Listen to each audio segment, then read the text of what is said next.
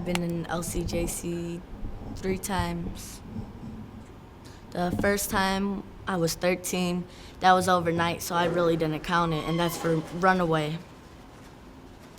Actually, I remember why I ran away. Me and my sister, being stupid, snuck out the house like every night, and that's my older sister, Lisa. We snuck out the house being stupid, and then we got caught finally. And then everything was like wild, because me, my brother John, and Lisa, we always used to sneak out together. And we said a path, like, if anyone gets caught, we're gonna say the dogs got out or something, because we have 4 dogs. So we were like, okay, we'll say that. But my brother John was stupid, so when we left, he was sleeping. We came back at 5 in the morning. We had school the next day. My mom and dad they were like busted, because we were gonna go through my window again, but the window was locked, and we knew we were caught after that. So we was like, do we go through the window, the front window, or the door? So we were like, So I opened the window being stupid because my sister told me to, and that's my older sister. And then all you hear is busted. So we were like, but John said, we were trying to say the dogs got, out, but when we said the dogs got out, my mom's like, oh, I don't believe that, I don't believe that. So we're like, ask John, and John was sleeping. John didn't know what was happening. So so how did that net you a runaway charge? Because afterwards, me and my sister, we were up in the kitchen, we were thinking about running away. So after that day, we had school, and then we went to school. She went to her school up in Maryville, and I went to my school. So she went and walked out of school and came and picked me up. Me and her, we ran in the woods, and we hid out for like 2 hours, something like that. And then we were heading our way to Hammond. So after that, we got charged for the runaway. Who called the police? My mom and dad. Okay, so let's talk about that. What set it in your mind? Tell me about your home life. I mean, like, what was going on at home that made you think you'd be better running away? I don't know. I don't like my dad like that. Me and him, we never really got along. He's a drunk, basically. When I was little, he used to hit my mom, so I seen that, and it was, I don't like that, And I was little and stuff like that. And when you're little, I was like 3. When you're little, like 3 years old, you're gonna, remember that. I seen him choke my mom, put her through the wall. So that wasn't my best experience, but. So some of your earliest memories of your parents are violent. Is that what you said? Yeah, pretty much. My mom, she used to smoke weed long time ago, and there was people coming in and out the house, and it wasn't that good for me and my sisters and brothers. But after a little while, she quit, and everything started going back good, except for my dad was still cheating on my mom. And he's getting locked up every now and then, I really didn't have a father figure when I was growing up. How did you know he was cheating on your mom? Well, we found out that he was texting other girls, and he was on the chat line with other girls. And finally, when I found out one day, like, I took one of the numbers and I called the lady, and I was like, look, he has a wife, and I started snapping on her. I was like, he has a wife, he has kids, and I was like, this is his older daughter from my mom. And I just started snapping, and then after that, she still talked to him and whatever, and my dad still talked to her. He left with her, and then he came back like 3 weeks later, and he kept cheating after that. How old's your dad now? 30-something. 36 maybe. So your mom, you said, how many siblings do you have? From my mom or from my... Just in the household, Oh. steps and otherwise, stepsisters. Okay, well, there's 3. 3 that's with my mom. not accounting me because I'm in here. But there's 3 with my mom right now. So is your relationship pretty good with your mom? Me and my mom are like best friends. I love my mom. So she sort of didn't have your father's help and was kind of doing the best she could. Pretty much. She like either got her stepdad's help or her aunt's help, which is my great aunt. But other than that, my dad really didn't do nothing. So you're good friends with your mom. Your dad's sort of half in the picture, half out. He's a lowlife. So would it be safe to say you were running away from him more than your mom? Pretty much. I mean, after everything started happening with my dad, I just never really got used to it and I just left. Like, running away from my problems, basically. That must have put some kind of anger in you too from a pretty young age. You feel like issues with anger or? Well, I mean, I went to the doctors like when I was 13 and they prescribed me that I had ADHD, ODD, and severe depression. And depression, they said, did I have anything wrong when I was little? And I said, besides that, my family when I was younger kept dying and because my grandma, she died, and then 3 months later my grandpa died, and everyone close to me kept dying. And I told them that my dad, he was abusive when I was little, and they was like, oh, well, that could be a reason for your depression. And then that was over with, and then a year later, or after that, I went to the doctors again, but this is when I was living with my aunt because I had got raped in 2008. It was last year, actually, when I went to the doctors. I had got raped in 2008, in the beginning of January 16th. And I went to the doctors when I went to live with my aunt, and they said that I had bipolar. So everything just started coming at me, and I'm only 15, so.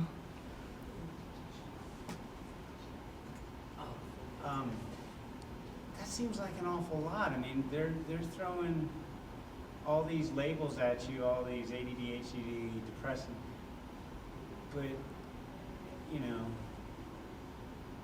seems like it's a lot easier to do that through a medication act than look at the hardship that you've endured. So did they put you on a lot of medication? They only put me on one medication, Strictera, 60 milligrams. But How'd that make you feel? it doesn't help because I'm still hyper as I'm used to. But they said it's supposed to help with the ODD and the ADHD, but it don't help. I mean, I'm still the way I was 2 years ago.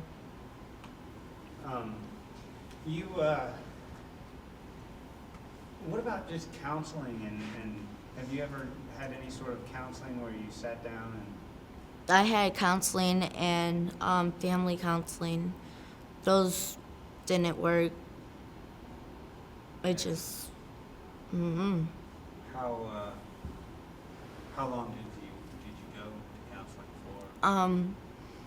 Family counseling, about 2 months. And then regular counseling, I had counseling at school. So basically my 7th and 8th grade. Was that just a part of your school, or did the courts order that, or? That was part of my school. Yeah. Because they put me in an anger management class because they thought that I was crazy because of my ADHD and all that. They thought that I had problems with people and stuff. They thought that I couldn't be with people, which ain't true because I'm friends with a lot of people. And they just put me in an anger management class. Behavioral stuff at school? Is it just your teachers getting fed up? I got in trouble a couple times in school. I'm not that great in school, but if it comes down to it, I'm pretty good, doing my schoolwork, but sometimes I can't stand the teachers there. And it's kind of hard to, If I had to guess, I would say you have sort of a defiant, rebellious kind of thing about you. Like, you probably don't like people you don't like telling you what to do and stuff. Pretty much. I mean, it don't bother me because, like, if I've known you long enough and I have respect for you and you have respect for me, I'm going to respect you and I'm going to listen to you. Some of the teachers I really didn't like because one of the teachers, Ms. Bugs, she called me a bitch. And that was when I snapped at her. And ever since then, that was in my anger management class. And she was like, you know, a second teacher in that class. And she was alone, so I started snapping. I threw the chair and the table. I was freaking out. So let me get this straight. You're in an anger management class with teachers who are supposed to help you with your anger. And it got to the Didn't point help. where one of the teachers called you a bitch. What part of the exercise was that? I don't know. Yeah. I was just like sitting there and talking to my friends, and then in that class, and then I started getting mad because one of my friends started saying something, and then stuff like that, and then it comes down, me and her were snapping at each other, and then she called me a bitch, and that's when I freaked out, grabbed the chair and threw it, and then I was just crazy. And then after that, because the teacher that's the main teacher, she didn't want me there when she was gone anymore. When she was gone, she would call my mom's phone, hey, you need to keep her home because I'm not going to be at school today. It comes down to that point. So my mom, every time my teacher called, my mom would keep me home. So What did your mom do for work? she usually watches the kids, but before that, she moved to Hammond. She used to work at Lucky's Mobile gas station on 70th, Maryville, something like that. 71st, yeah, in Maryville, Broadway. So you got the runaway charge. You're here overnight. You went to court and My dad was like, we want her back, because my dad went to come pick us up, so I wasn't. so you were in with your sister? Mm-hmm. We were in the wings. Yeah, over on that side. That was a couple of years ago? 2 years ago. All right, and then the second time. The second time, well, me and my sister, we stole from a store, and my sister's 14. This was when I was 15, of course, like last year. It was me and my sister stealing from a store, and this girl that's named Stephanie, she's 18. She was stealing from the store too. Well, instead of the charges getting any of the charges put on them, it got put on me too. All of them got put on me. They just had to pay like little stuff, and they didn't get, paid for anything. My dad left then. He said it was because of me and my sister stealing from a store, and stupid stuff like that. And then he left, and then I started running away more than once. And then when I ran away, I robbed a house too, which wasn't my greatest thing, but I robbed a house too. But they didn't charge me for that until October. So I was in here September to October. They charged me for September, runaway, and all that. So they kept me here for a month. And then October, they charged me for robbery. And that's when I went home on my ankle bracelet. And then after that, everything was going good. I was on my ankle bracelet for like a month, something like that. And, everything was going good. I was living with my mom's best friend, but we call her Aunt Donna, and her kids. And there was DCFS on my mom because the last time, one of our neighbors, she had bipolar too, but she's really, really crazy. She called DCFS and said my mom was smoking with the kids, and my little brother's only 11, so my mom would never do that. And that's when she didn't smoke then. And then DCFS came in and out, and then we couldn't live with my aunt no more, so we moved with my sister. Wait. So, did DCFS take you out of your mom's home?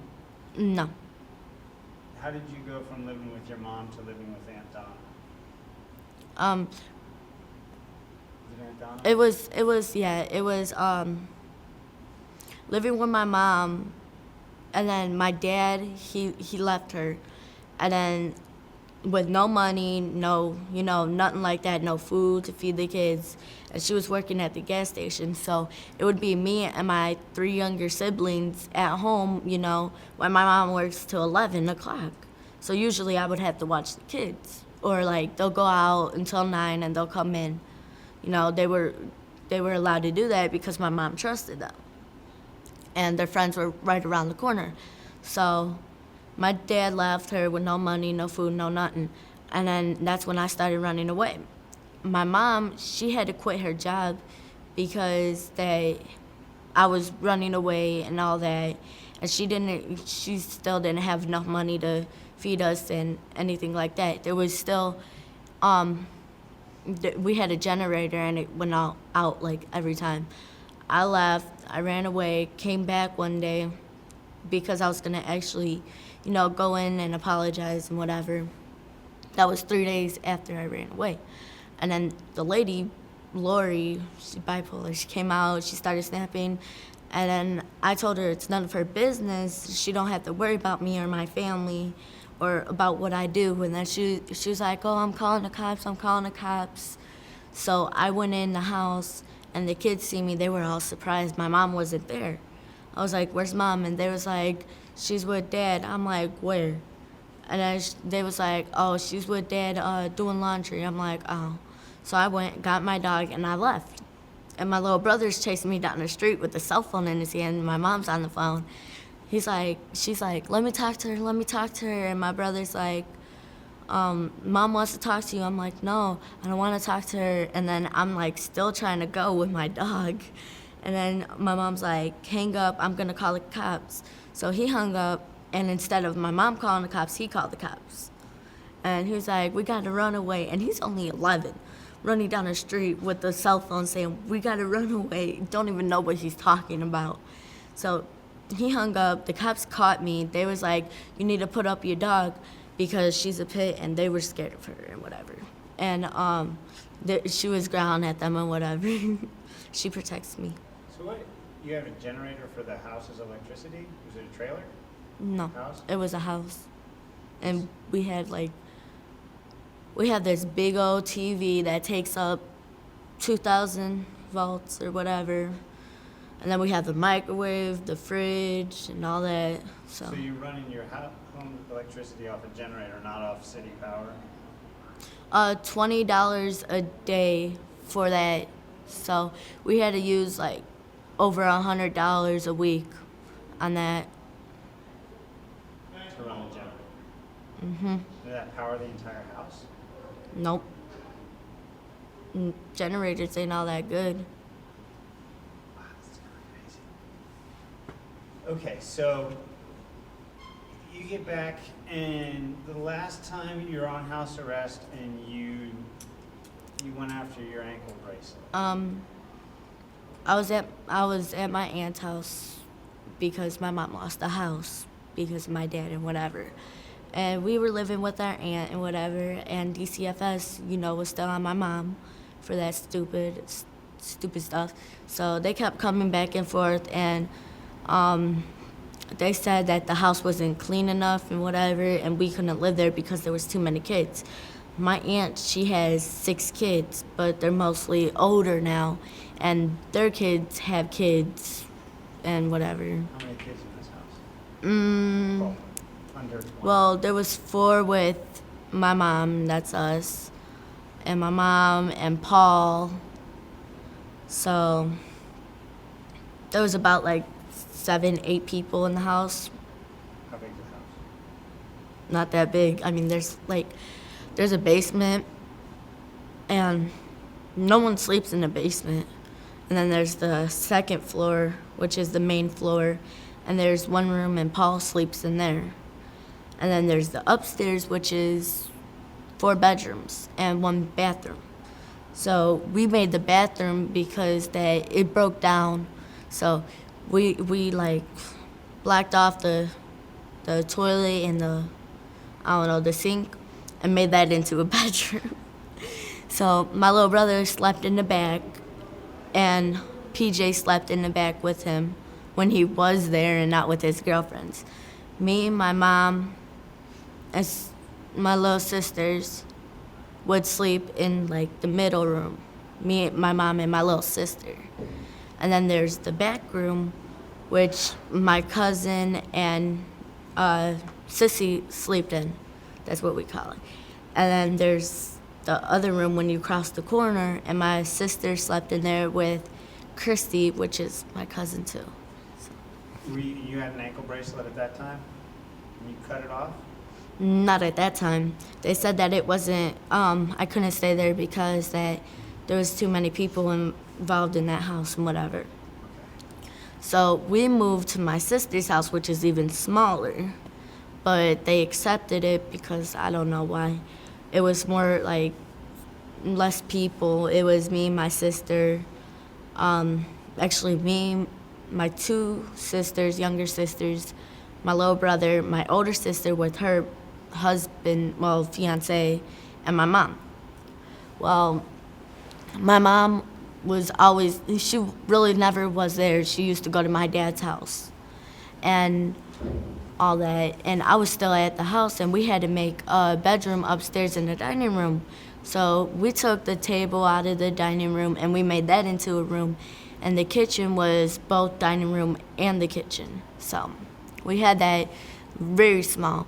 And my sister and her fiance had their own room because it was a one-bedroom house. It was like an apartment, but it was a house somewhat. I don't know. How old is that sister with the fiance? She's 18.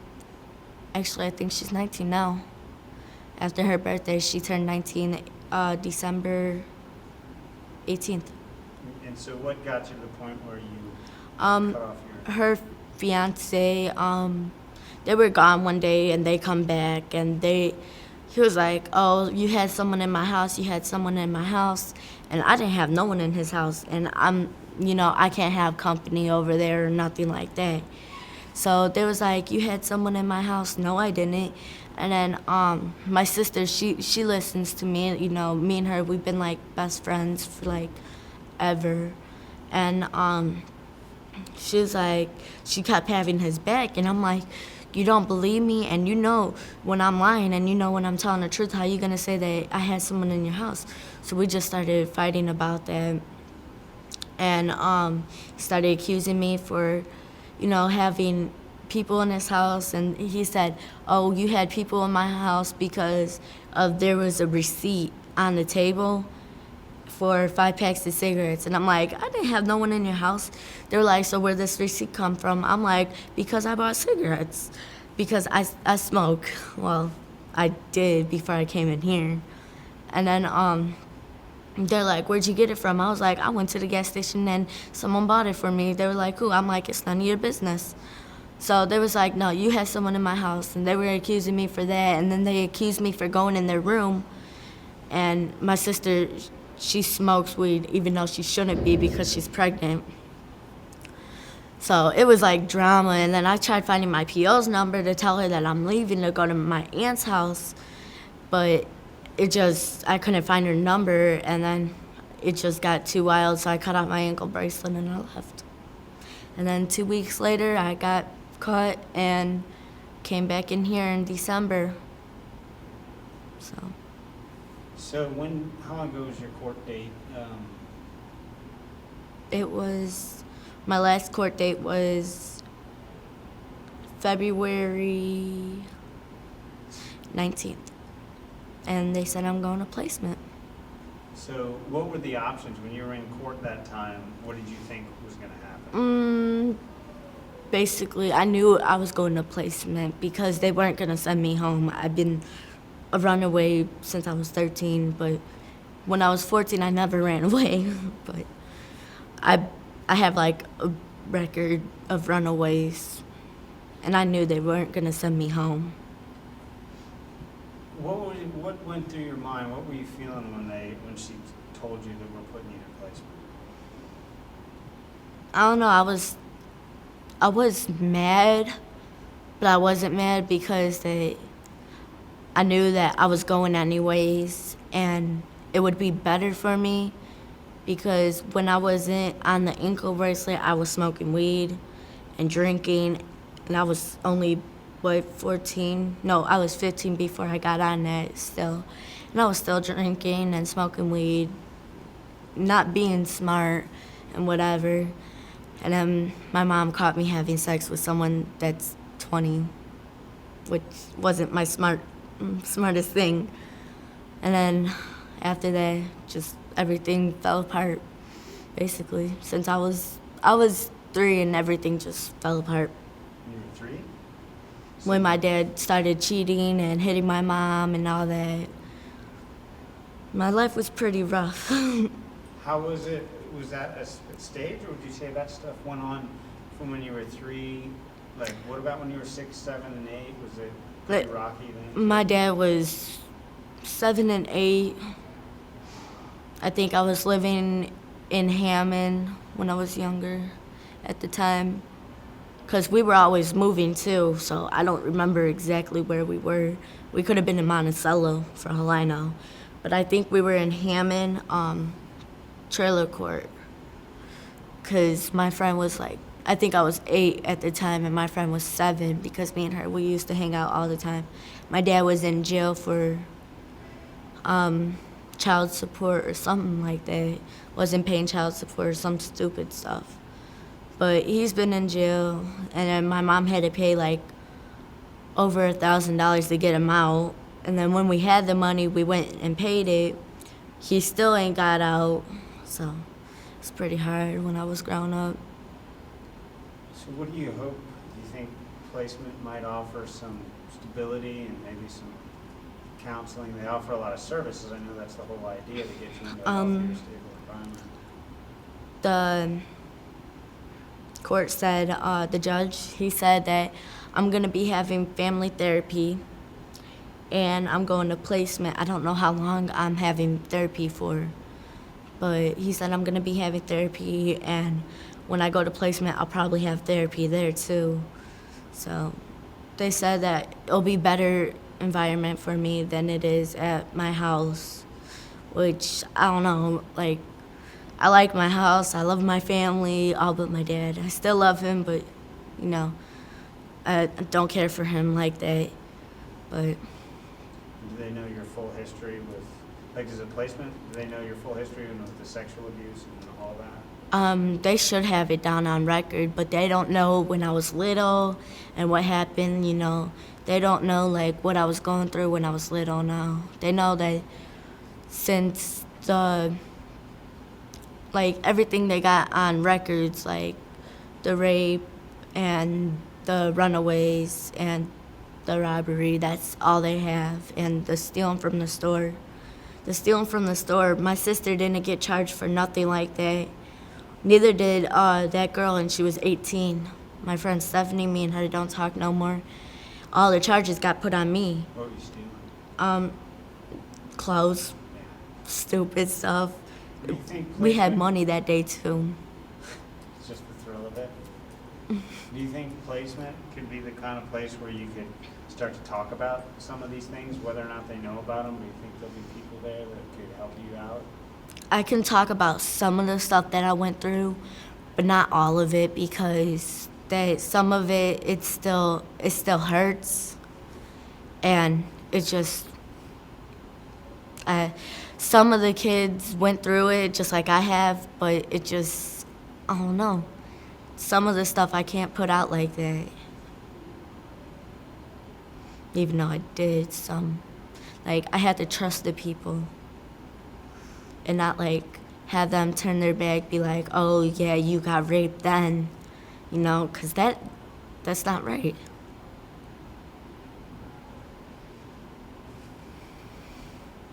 Therapy doesn't feel good. It's not supposed to, No. but it Hate helps. it. It helps. And I think the more you keep that stuff all inside, the more it affects how you act, you know, and it affects how you act out, affects how you express yourself when you don't feel like you have control over a situation, when you lose your temper, or, you know, that's where it all starts. True. How long do you think you'll be in placement? They said if I'm good on behavior, 3 months. But other than that, 6 months to a year. You had the interview with the lady the other day. Did she talk about services and the types of things and what life would be like in there? She said it'll be pretty good in there. It's kind of rough, you know. There's intake and outtake. Intake, you have like a DO or a chaperone with you when you talk to people. Outtake, you could talk to anyone you want without a chaperone, listening to their conversation. School, there's a uniform, blue or khaki pants, and then a polo shirt with a belt. You could wear earrings, but you can't wear like big old earrings and all that. And after school, you could change into whatever you want except for skulls. And I forget what else, but I remember she saying no skulls, and I was like, no skulls. Because I like skulls, like shoes had skulls on them. And basically, other stuff like they have a Wii there in their little rooms where the TVs are. So I'm like, that's pretty cool. And they said I'm gonna be having my own room, so thank God. What about like the other girls? You know, we were in there before, you seem to mix it up pretty well with the girls in here. And these girls that you just met since you've been here, you seem to get along well with people. I'm pretty cool with two of the girls here. One of the girls was here for going on 5 months, and me and her, we just like kind of clicked. Me and her were pretty cool. And me and my friend Stephanie, she's in here. I found out that she was going out with this guy named Chubby, which is my boyfriend's brother, Dustin. So I was like, oh, and I didn't know that. And me and her, she like knew all the people I knew, and then me and her, we kind of clicked too. So me and her were pretty cool. We hear a lot of kids say that this place is almost a relief sometimes from the chaos of what's out there. Yeah, How there do you was. perceive this place like that? Oh, I'm actually lucky I'm in here because, I mean, I'm not lucky because this ain't the place you want to be, but I'm thankful because when I was out there, I was drinking and I was smoking and having sex. When I'm in here, I'm not drinking, smoking, or having sex, so it kind of puts a lot of stress off of you instead of putting stress on you. I mean, it puts a little bit, like, you don't know what's going to happen on court, or you don't know whether you're staying here for another 6 months or going to placement or going home. That's a little bit stressful, but other than that, it's pretty good. It helps you, you know, stay where you need to be and not doing drugs or drinking or having sex. What would you say to people, like a lot of people, you know, they think of the kids in juvenile detention and they don't think any further than that. They think, oh, well, they're all up to no good, obviously, because they're locked up. But what would you want to say to someone whose perception of you and some of your friends that have been in here? Because it's not really about that, it's about your childhoods and your home life. So what would you want to say? Because those are the people that could be watching this and that I think need to learn from stories like yours. There's people that ran away and they come here because they had a rough life like me. Like their dad was beating either them or their mom. There was a girl here not too long ago.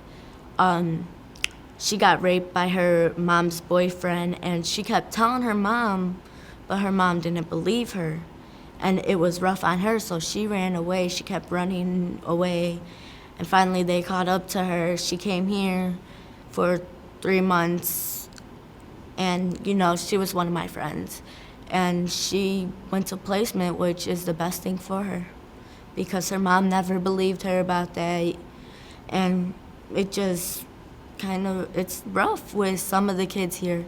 Because there's kids in here that their parents don't even want them. and that's sad.